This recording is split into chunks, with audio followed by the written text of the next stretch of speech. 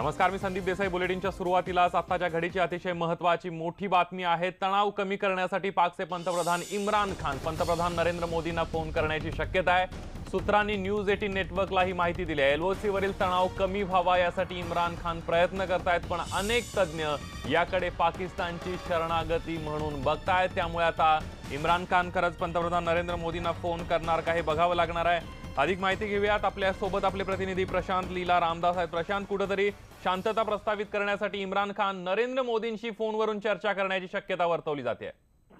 बरोबर आहे. ज्या पद्धतीने बघितलं जात आहे की खास करून इम्रान खानकडूनच प्रस्ताव आलेला आहे आणि हा पंतप्रधान नरेंद्र मोदी यांच्याशी भारत पाक जे संबंध आहेत ते ताणले गेलेले आहेत. ते संबंध थोडेसे शांतमय आणि थोडेसे संयमी व्हावे यासाठी खास करून इम्रान खान हे प्रयत्न करतात. त्यांनी टेलिफोनवर चर्चा करण्याचा प्रयत्न आहे असं तिथले जे परराष्ट्र मंत्री मजहर हसन त्यांनी पुरेशी म्हटलेलं आहे. आणि महत्वाचं म्हणजे एक प्रकारे गेल्या 4 दिवसात जो तणाव निर्माण झालेला आहे आंतरराष्ट्रीय पातळीवरती आणि भारत आणि पाकच्या संबंधावरती, त्यामुळे कुठेतरी तोडगा निघावा यासाठीचा प्रयत्न असं म्हणावं लागेल. आणि दुसरीकडे आंतरराष्ट्रीय स्तरावरून जो पाकिस्तानवर दबाव येतो ते देखील पाहणं महत्वाचं ठरत आहे. स्टुडिओ अगदी धन्यवाद प्रशांत, तुम्ही दिलेल्या या संपूर्ण माहितीबद्दल. आणि तुम्ही आमच्यासोबत असेच राहा, कारण अजून एक महत्त्वाची ब्रेकिंग बातमी बघतोय. आमच्या ताब्यात असलेल्या भारतीय पायलटच्या सुटकेसाठी चर्चा करण्यास आम्ही तयार आहोत अशी भूमिका पाकिस्तानने जाहीर केलेली आहे. पाकिस्तानचे परराष्ट्र मंत्री शाह महमूद कुरैशी यांनी हे महत्त्वाचं विधान केलंय, पण भारतानं आपली भूमिका पुन्हा स्पष्ट केली आहे. भारतीय पायलटची पाकिस्ताननं तत्काळ सुटका करावी, याबाबत आम्ही तडजोड करणार नाही अशी भारताची भूमिका आहे. जर पाकिस्तानला वाटत असेल की ते तडजोडी करतील तर ही त्यांची चूक आहे. भारतीय विंग कमांडरला माणुसकीनं वागवलं जावं. पाकिस्तान कंदाहार प्रमाणे दबाव आणण्याचा प्रयत्न करत असेल तर आम्ही तसं होऊ देणार नाही. कुठल्याही चर्चा किंवा वाटाघाटी होणार नाहीत अशी कडक आणि स्पष्ट भूमिका भारतानं घेतलेली आहे. पुन्हा एकदा जातोय प्रशांत लीला रामदास, आपले प्रतिनिधी आपल्या सोबत आहेत. प्रशांत, खास करून जर बघितलं ज्या पद्धतीनं भारत सरकारने अतिशय कठोर आणि भूमिका घेतलेली आहे, ज्या पद्धतीनं पाकिस्तान सरकारच्या वतीने स्पष्ट करण्यात आलं होतं, जे विंग कमांडर अभिनंदन वर्तमान आहे त्यांना आम्ही परत पाठवण्याची चर्चा तयार आहोत आणि त्यासाठी चर्चा करण्यासाठी तयार आहोत असं त्यांनीच म्हटलं होतं.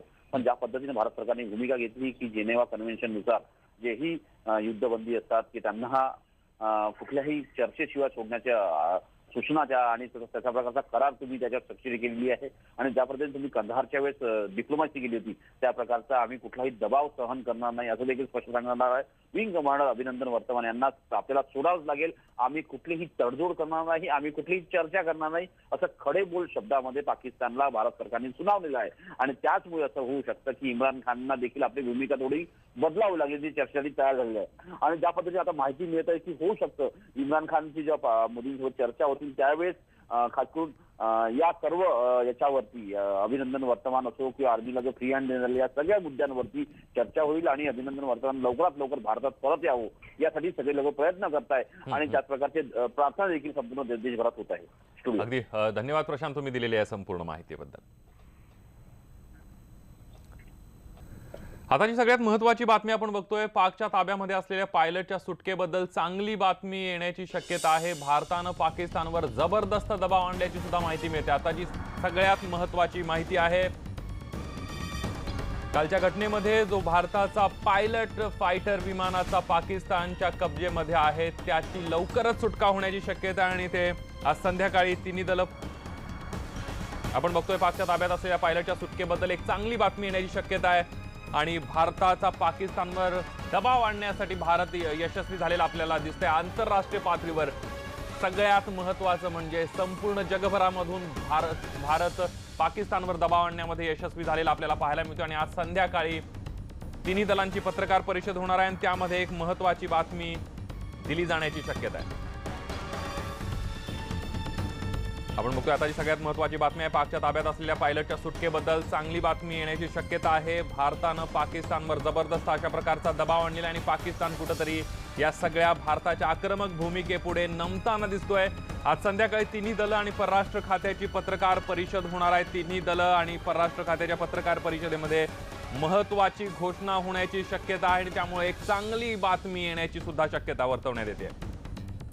कारण आपण बघतोय पाकिस्तानचं काल एक विमान आपण जमीनदोस्त केलेलं होतं, फायटर प्लेन जमीनदोस्त केलेलं होतं आणि त्याच वेळेला आपला एक पायलट पीओके मध्ये उतरला आणि तो पाकिस्तानच्या ताब्यामध्ये आहे आणि त्याच पायलटच्या बाबतीमध्ये चांगली बातमी येण्याची शक्यता आहे, कारण पाकच्या ताब्यात असलेल्या पायलटच्या सुटकेबद्दल चांगली बातमी येण्याची शक्यता आहे। आणि भारत आपण जर बघितलं तर पाकिस्तानवर जबरदस्त भारतानं दबाव आणलेला आहे।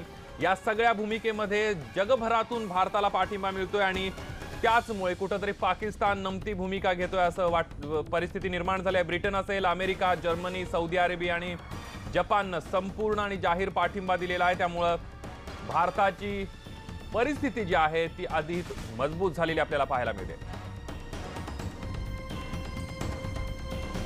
आताची सगळ्यात महत्त्वाची बातमी आपण येतोय, आज संध्याकाळी तिन्ही दलं आणि परराष्ट्र खात्याची एक पत्रकार परिषद होते आणि यामध्ये एक महत्त्वाची घोषणा होण्याची शक्यता आहे। अधिक माहिती घेऊयात, आपल्यासोबत आपले प्रतिनिधी प्रशांत लीला रामदास आहे। प्रशांत, पाकच्या ताब्यात असलेल्या पायलटच्या सुटकेबद्दल एक चांगली बातमी येण्याची शक्यता आहे, काय सांगाल या सगळ्याबद्दल?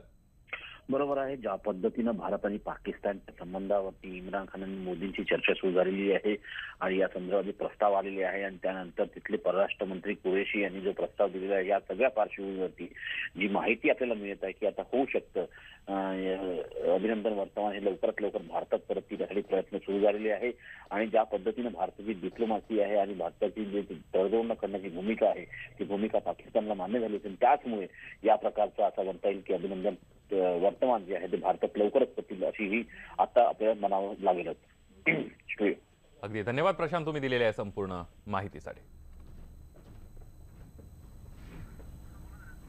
आपण बघतोय आताची सगळ्यात महत्त्वाची बातमी आपल्याकडे येते, पाकच्या ताब्यात असलेल्या पायलटच्या सुटकेबद्दल एक चांगली बातमी येण्याची शक्यता आहे, कारण पाकिस्तानवर भारतानं जबरदस्त अशा प्रकारचा दबाव आणलेला आहे। पायलटच्या सुटकेसाठी पाकिस्तान चर्चेसाठी तयार असलेले आपल्याला पाहायला मिळतंय। तणाव कमी करण्यासाठी पाकिस्तानचा आटापिटा सुरू असलेला आपल्याला पाहायला मिळतोय। पाकिस्तानची एकंदरीतच भंबेरी उडाली असं म्हटलं तर वावगं ठरणार नाही। आपण बघतोय आताची सगळ्यात महत्त्वाची बातमी आणि संध्याकाळी जी पत्रकार परिषद होणार आहे, तिन्ही दलांचे प्रमुख ही पत्रकार परिषद घेणार आहेत आणि त्यामध्ये एक महत्त्वाची घोषणा होण्याची शक्यता आहे। आपण बघतोय मागच्या 2-3 एअर स्ट्राईक भारतानं केल्यापासून भारतीय आणि भारत पाकिस्तान सीमेवर एक तणाव निर्माण झालेला आहे। भारतानं पाकिस्तानला एक सज्जड दम दिलेला आहे, कोणत्याही अटीविना आमच्या पायलटला सोडण्यात यावं अशा प्रकारचा दम भारतानं दिलेला आहे। जिनेवा कराराचा आधार घेत भारतानं ही मागणी केलेली आहे आणि भारताला संपूर्ण जगभरातून पाठिंबा येताना दिसतोय। पायलटच्या सुटकेबद्दल एक महत्त्वाची आणि चांगली बातमी लवकरच येण्याची शक्यता आहे, कारण पाकिस्तानवर भारतानं जबरदस्त अशा प्रकारचा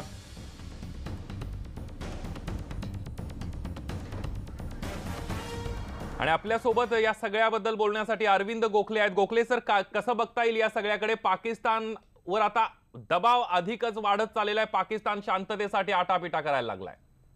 खरं तर पाकिस्तानचा अगदी सगळ्यात जवळचा मित्र सौदी अरेबिया जो आहे, तर सौदी अरेबिया आणि संयुक्त अरब अमिरात यांनी सुद्धा पाकिस्तानच्या विरोधात प्रथमच उघडपणानं भूमिका घेतली आहे असं म्हणावं लागेल। इस्लामी देशांच्या संघटनेमध्ये पहिल्यांदा आपल्याला निमंत्रित करण्यामध्ये वाटा जर कोणाचा असेल तर तो सौदी अरेबिया आणि संयुक्त अरब अमिरातीचा आहे आणि त्यांनी बोलवलं म्हणून पाकिस्ताननं त्याच्यावरती बहिष्काराची घोषणा केली।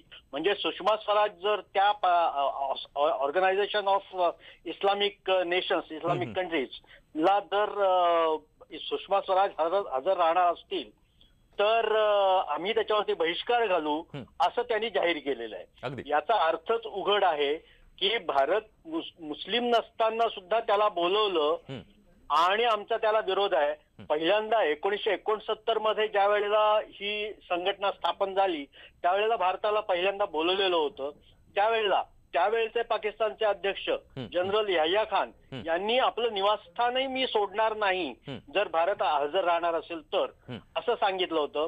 तेव्हापासून हा विरोध चालू आहे, पण या खेपेला इतका कडवा विरोध करून सुद्धा भारत त्यात उपस्थित राहील की नाही हे आता सांगता येत नाही। परंतु भारताला दिलेलं निमंत्रण हे लक्षात घेतलं तर सौदी अरेबियाची भूमिका ही किती बदललेली आहे हेही लक्षात येतं। सौदी अरेबियाने पाकिस्तानमध्ये $20 अब्ज गुंतवणूक अलीकडच्या काळामध्ये केली, पण त्याच वेळेला भारतामधली त्याची गुंतवणूक वाढलेली आहे हेही लक्षात घेतलं पाहिजे।